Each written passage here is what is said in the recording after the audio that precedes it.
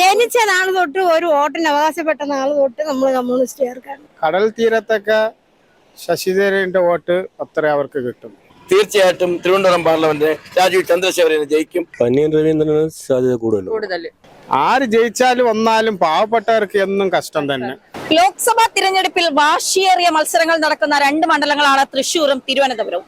തിരുവനന്തപുരത്തെ സംബന്ധിച്ചിടത്തോളം തലസ്ഥാനം കൂടിയാണ്. കോൺഗ്രസിന് വേണ്ടി സിറ്റിംഗ് എം പി ആയ ശശി തരൂറും NDAക്ക് വേണ്ടി രാജീവ് ചന്ദ്രശേഖറും ഇടതുപക്ഷത്തിന് വേണ്ടി പന്ന്യൻ രവീന്ദ്രനും കളത്തിലിറങ്ങുമ്പോൾ ആർക്കൊപ്പമാണ് തലസ്ഥാനത്തിലെ ജനങ്ങൾ നിൽക്കുന്നത്? അവരോട് തന്നെ ചോദിച്ചറിയാം. രാജീവ് ചന്ദ്രശേഖർ ഇവിടെ പുതിയ ആളാണ്. അപ്പം പുള്ളിക്കാരൻ ജയിച്ചു വന്നാൽ എന്തെങ്കിലും മാറ്റം ഉണ്ടാവും പ്രതീക്ഷിക്കുന്നുണ്ടോ? അത് നമുക്കറിയാം. പക്ഷെ പുള്ളിക്കാരൻ ജയിക്കാൻ പ്രതീക്ഷയില്ല, ജയിക്കുമെന്നില്ല. ഇവിടെ നമ്മളെ ഈ കടൽ തീരത്തൊക്കെ ശശിധരന്റെ വോട്ട് അത്ര അവർക്ക് കിട്ടും. അത് നമുക്ക് പ്രതീക്ഷയുണ്ട്. പക്ഷെ ഈ ചന്ദ്രശേഖരന്റെ പുതിയ ആളാണ്. പക്ഷെ നമുക്ക് ഈ തിരുവനന്തപുരം ജില്ലയിനകത്ത് BJPയുടെ വോട്ട് കുറച്ചേ കിട്ടുള്ളൂ. ആര് ജയിച്ചാലും വന്നാലും പാവപ്പെട്ടവർക്ക് എന്നും കഷ്ടം തന്നെ. ഇത്ര വർഷമായി നിങ്ങളെ ഇവിടെ എത്രയോ ചാനലുകാർ വന്നെന്നറിയാം.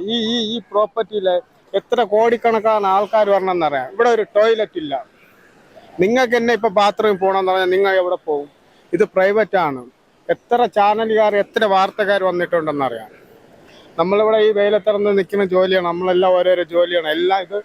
ഇതെല്ലാം പ്രൈവറ്റ് ആണ്. അവര് ലൈസൻസ് എടുത്തിട്ട് 6 മാസത്തിന്റെ പ്രോപ്പർട്ടിയാണ്. ഇത്തവണ പാർലമെന്റില് രാജീവ് ചന്ദ്രശേഖറാണ് ജയിക്കേണ്ടത്. കാരണം ഇപ്പം കേന്ദ്രത്തിൽ എന്ത് തന്നെ ആര് പറഞ്ഞാലും ആരൊക്കെ എന്ത് പറഞ്ഞാലും ഇപ്പം മോഡി സർക്കാരാണ് വരാൻ പോണത്. അപ്പൊ കേരളത്തിന്റെ വികസനം, പ്രത്യേകിച്ചും തിരുവനന്തപുരത്തിന്റെ വികസനം ഉണ്ടാവണമെങ്കിൽ കേന്ദ്രത്തിൽ ആരാണ് അധികം അതിൽ ഒരാൾ വരണം. ഇപ്പൊ ശശി തരൂർ ഇന്നലെയും ഞാൻ നോക്കി ഇങ്ങനെ അയാൾ വന്നെങ്കിലും അയാൾ യഥാർത്ഥത്തിൽ ഇതൊരു അലങ്കാരമാണ് ആയിട്ടാണ് ഈ സ്ഥാനം വെച്ചിരിക്കുന്നത്. അല്ല, യഥാർത്ഥത്തിൽ ഈ നാട്ടിന്റെ ഒരു വികസന കാര്യത്തിനും ഇല്ല. ഈ കാഞ്ഞങ്ങാം ജംഗ്ഷനിൽ തന്നെ ഒരു ഹൈലൈറ്റ് ലൈറ്റ് വെച്ചത് തന്നെ അങ്ങ് ഒരു അറ്റത്താണ് കൊണ്ടുവച്ചത്. ജംഗ്ഷനിൽ പോലും വെച്ചില്ല. ഇനി പന്ന്യൻ രവീന്ദ്രനെ കുറിച്ച് പറയുമ്പോൾ നമുക്ക് അയാൾ കണ്ണൂരുകാരനാണ്. എന്നിട്ട് അയാൾ ഒരിക്കൽ MP ആയിരുന്നപ്പം, തിരുവനന്തപുരത്ത് MP ആയിരുന്നപ്പോൾ അയാൾക്ക് ഒരു സ്റ്റേഡിയം കിട്ടിയപ്പം അയാൾ കണ്ണൂരിൽ കൊണ്ടുപോയി ആളാണ്. അപ്പൊ യഥാർത്ഥത്തിൽ ഇവിടെ ജയിക്കേണ്ടത് ഇപ്പം ചന്ദ്രശേഖരൻ തന്നെയാണ്. അതിലേറെ മാറ്റമില്ല. അയാൾ ജയിക്കാനും ചെയ്യും, നല്ല ഭൂരിപക്ഷത്തിൽ ജയിക്കും. കഴിഞ്ഞ ഓണത്തെ പോലെ എല്ലാ തീരദേശത്തും പിന്നോക്കത്തിലും ഏകദേശം ഒരു 8-10 ഇലക്ഷൻ ഞാൻ നേരിട്ട് ആളാണ്. അപ്പൊ ഈ നമ്മുടെ നാട്ടിലും ആരും പ്രതീക്ഷിക്കുന്ന ആളുകൾ ചന്ദ്രശേഖരൻ വോട്ടിടും. അതിലേറെ മാറ്റമില്ല. അയാൾ നല്ല ഭൂരിപക്ഷത്തിൽ ജയിക്കും. ആൾക്കെല്ലാം അറിയാം എന്താണ് ഏതാണ് തിരുവനന്തപുരത്തിന്റെ വത്സ് എന്താണ്. അപ്പൊ തിരുവനന്തപുരത്തിൽ എപ്പോഴും പുതുമയുള്ള ആളിനെയാണ് എടുക്കുന്നത്. 15 വർഷങ്ങൾക്ക് മുമ്പേ തരൂരിനെ ഇവിടെ നമ്മൾ MP ആക്കി. പക്ഷെ ഇപ്പൊ അതല്ല, ആ സ്ഥിതിയെല്ലാം മാറി. തീർച്ചയായിട്ടും തിരുവനന്തപുരം പാർലമെന്റ് രാജീവ് ചന്ദ്രശേഖരന് ജയിക്കും. അതിലേറെ മാറ്റമില്ല. ഇലക്ഷനൊക്കെ അടുത്തല്ലോ.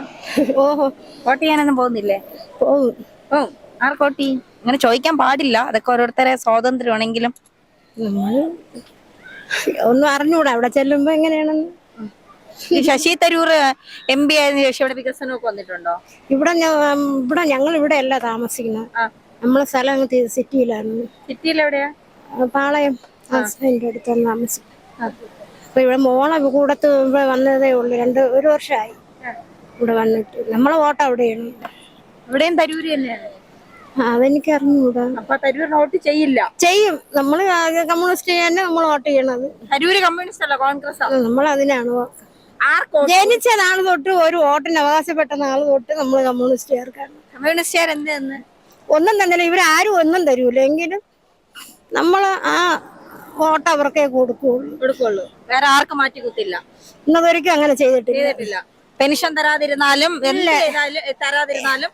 എനിക്ക് പെൻഷൻ ആയില്ല. അതുകൊണ്ട് ഞാൻ എഴുതി കൊടുത്തില്ല. ക്ഷേമ പെൻഷനുള്ള പ്രായം ആയില്ല. ഇല്ല. കൊച്ചുകുട്ടി.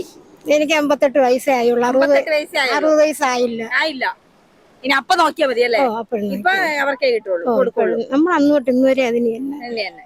ഈ 5 വർഷം കൊണ്ട് ശശി തരൂർ എന്തൊക്കെ മാറ്റങ്ങൾ ഇവിടെ വരുത്തിയിട്ടുണ്ട്? ശശി തരൂർ പ്രത്യേകിച്ച് മാറ്റങ്ങളൊന്നും ഉണ്ടാക്കിയിട്ടില്ല. MP സ്ഥാനമായിട്ട് വലിയ വികസനങ്ങളൊന്നും നടന്നിട്ടില്ല. അപ്പൊ വീണ്ടും ഇവിടുത്തെ ജനങ്ങള് ശശി തരൂരിനൊപ്പം നിൽക്കുമെന്ന് പറയുന്നത് എന്തുകൊണ്ടോ? പൂർണ്ണമായിട്ടും നിൽക്കാനുള്ള സാധ്യത കുറവാണ്. ഇത്തവണ ആർക്കാ ഒരു ചാൻസ് എന്ന് തോന്നുന്നത്? പ്രത്യേകിച്ച് ഒരു ത്രികോണ മത്സരം നടക്കുന്ന ഒരു മണ്ഡലം കൂടിയാണ് തിരുവനന്തപുരം. പന്ന്യൻ രവീന്ദ്രന് സാധ്യത കൂടുതൽ. എന്തുകൊണ്ടാ അത്തരത്തിൽ? അല്ല, അതൊരു നല്ലൊരു പാവപ്പെട്ട ഒരു നേതാവല്ലേ, നല്ല ഒരു നേതാവാണ്. നമ്മളിപ്പോ കേന്ദ്രത്തില് കൂടുതലായിട്ട് ഇടപെടാനുള്ള ഇതുള്ള രീതിയിൽ പൊന്നിയിൻ രവീന്ദ്രൻ. കേന്ദ്രത്തിൽ ഇപ്പൊ ദേശീയ അല്ല, എന്നാലും കേരളത്തിൽ നിന്ന് പോകുമ്പോൾ അതിൻ്റെതായ ഇത് വേണ്ടേ, അതുകൊണ്ട്. തലസ്ഥാനത്തിന്റെ വികസനങ്ങളാണ് ഇത്തവണ തലസ്ഥാന നഗരിയിലെ ജനങ്ങൾ ചർച്ച ചെയ്യുന്നത്. തിരഞ്ഞെടുപ്പിൽ ഇതിനു മുൻപേ നിന്നവരൊക്കെ തലസ്ഥാനത്തിന് വേണ്ടി എന്തൊക്കെ ചെയ്തു, എന്തൊക്കെ വികസനങ്ങൾ യാഥാർത്ഥ്യമാക്കി, അതൊരു ചർച്ച ചെയ്യപ്പെടേണ്ട വിഷയം തന്നെയാണ്.